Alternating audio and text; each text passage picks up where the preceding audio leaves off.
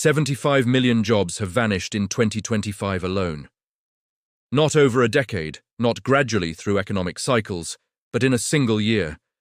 Artificial intelligence is systematically eliminating employment across every industry, every sector, every corner of the global economy. Experts predict that AI will replace nearly 40% of all American jobs by 2030, with some estimating the figure could reach 80%. But here's the question nobody in Silicon Valley wants to answer.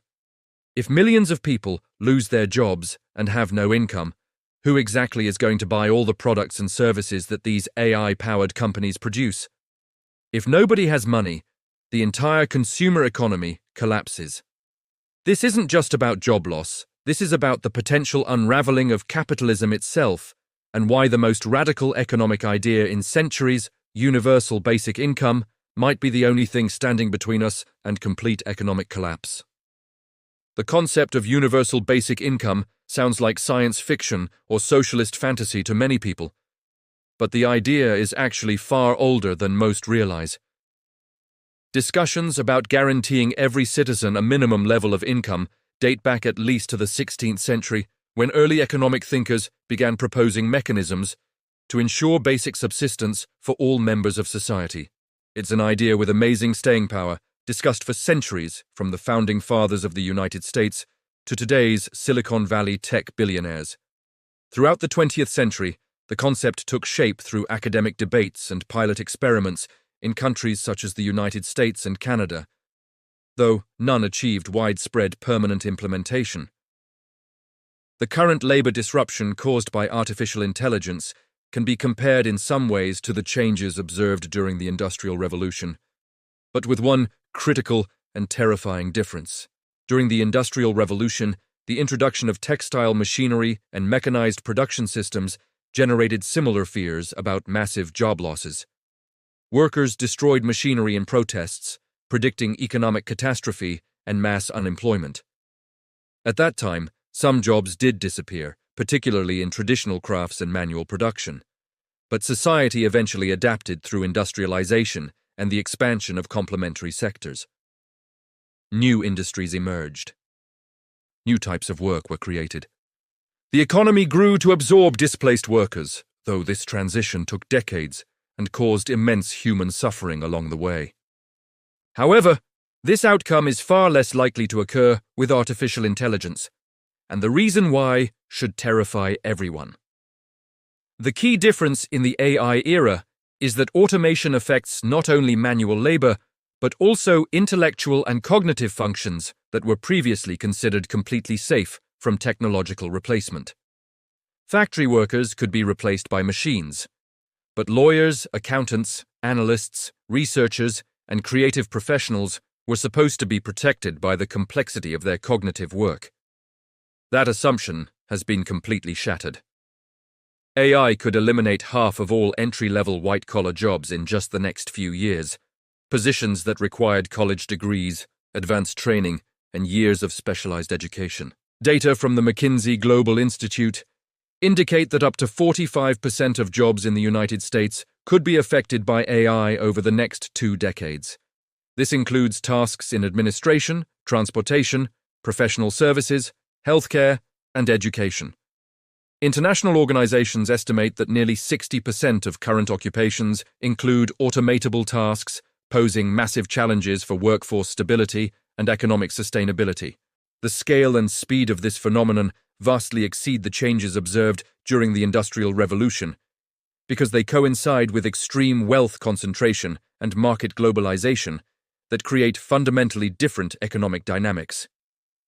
The figures show that this is not only about replacing manual labor, but about systematic displacement in highly specialized sectors that were supposed to represent the future of work. Recent studies indicate that AI can already perform up to 50% of routine tasks in areas such as data analysis, market research, contract review, and legal services. These tasks previously required advanced education, professional degrees, and extensive work experience. The result is a labor market in rapid transformation, where workers' ability to adapt quickly is severely limited by the exponential pace of automation.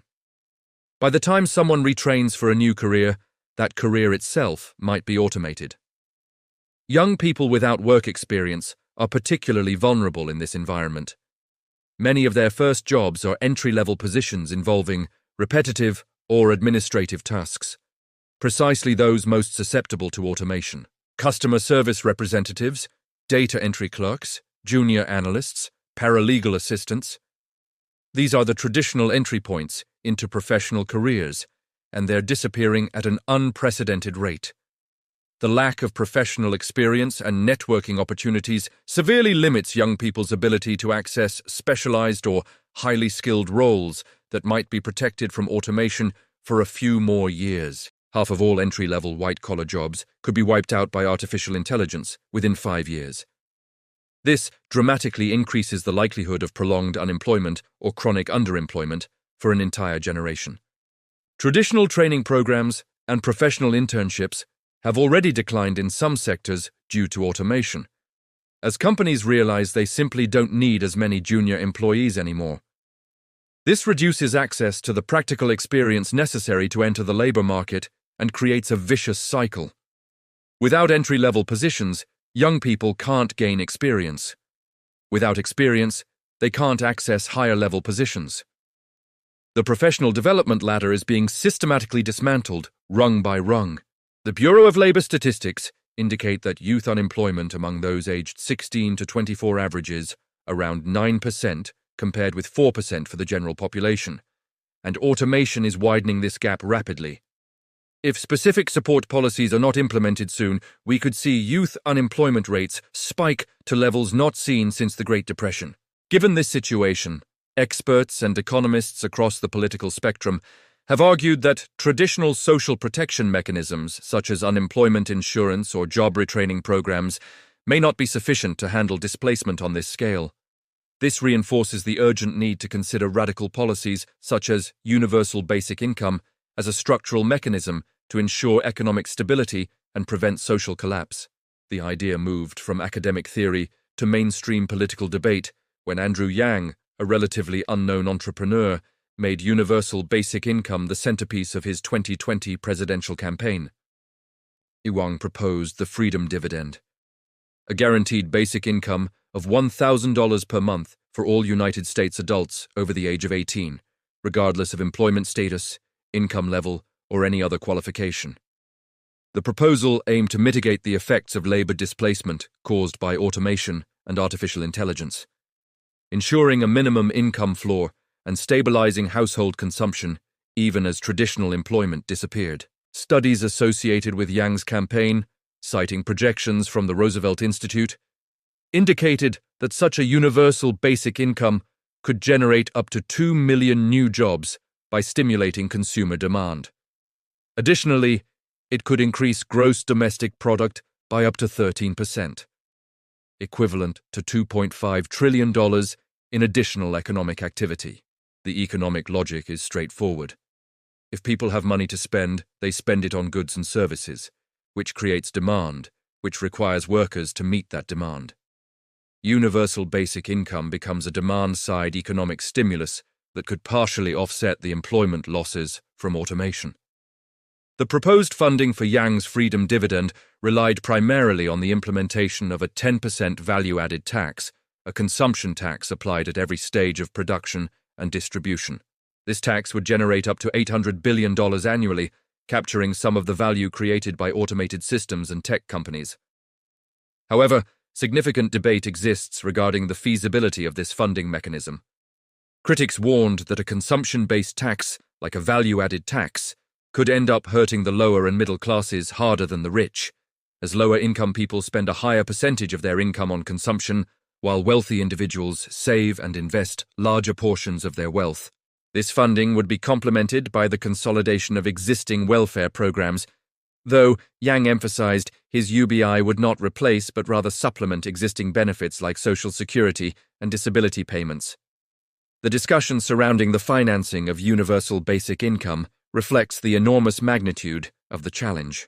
Estimates place the annual cost of Yang's program at approximately $3 trillion, roughly 75% of the entire United States federal budget. Funding a program of this scale would require fundamental restructuring of the tax system and government spending priorities, which explains why it faces such fierce political resistance despite growing public support. Experts emphasize the need to complement universal basic income with policies focused on lifelong education and workforce retraining, though the effectiveness of retraining becomes questionable when the pace of automation exceeds the pace at which people can learn new skills. They also highlight the critical importance of tax systems that capture a substantial portion of the value generated by automation, ensuring that the productivity gains from AI benefit society broadly, rather than concentrating wealth in the hands of a tiny technological elite.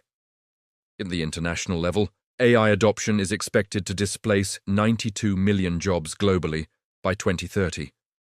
Although it may also create some employment opportunities in emerging sectors like AI system maintenance, data curation, and algorithm oversight. However, the jobs created will almost certainly be far fewer than the jobs eliminated, and they will require highly specialized skills that most displaced workers don't possess and can't easily acquire. The implementation of universal basic income becomes increasingly critical as AI contributes to accelerating concentration of wealth in the hands of technology corporations and owners of automated capital. At the same time, a massive share of the workforce faces wage stagnation or outright job losses, dramatically exacerbating economic inequality that was already at historic highs. Recent studies show that the top 1% of the population in the United States now controls more than 40% of total wealth, a level of inequality not seen since the Gilded Age of the late 19th century. This extreme economic concentration deepens social divisions and poses severe risks to democratic stability and social cohesion, while simultaneously reducing the purchasing power of the middle and working classes who drive consumer demand. Universal basic income would function as a direct wealth redistribution mechanism, ensuring that at least some of the benefits derived from exponential technological productivity are shared more equitably across society. It would mitigate the widening gap between rich and poor by guaranteeing a minimum income for everyone, regardless of their position in the labor market, or their ability to find employment in an increasingly automated economy. This isn't just about fairness or compassion, it's about economic survival. If the bottom 80% of the population has no income, they can't buy products, and the entire consumer economy collapses, taking even the wealth of the top 1% down with it. Nevertheless, serious challenges remain related to work incentives, potential inflationary pressure, and psychological effects associated with reduced formal employment. Some critics argue that a guaranteed income could fundamentally alter the motivation to seek employment, creating a society of dependents who choose not to work. But previous studies of pilot programs indicate that reductions in labor participation tend to be minimal when payments don't replace full incomes, but rather provide a basic safety net. People generally want to work, want to contribute, want to earn more than bare subsistence. Universal basic income doesn't eliminate work, it eliminates desperation. A notable real-world example is the state of Alaska, where all permanent residents receive an annual dividend from the Alaska Permanent Fund, typically between $1,000 and $2,000 per year, depending on oil revenues. This payment comes with no strings attached, no work requirements, no income limits, no questions asked. Working, not working, rich, poor, everyone gets the same amount. Studies of the Alaska dividend show that it has not reduced employment or created dependency. Instead, it has reduced poverty, improved health outcomes, and provided economic stability in a state with a volatile, resource-based economy. This positions universal basic income as a potential structural solution to ensure economic stability and social cohesion in an age of mass technological unemployment.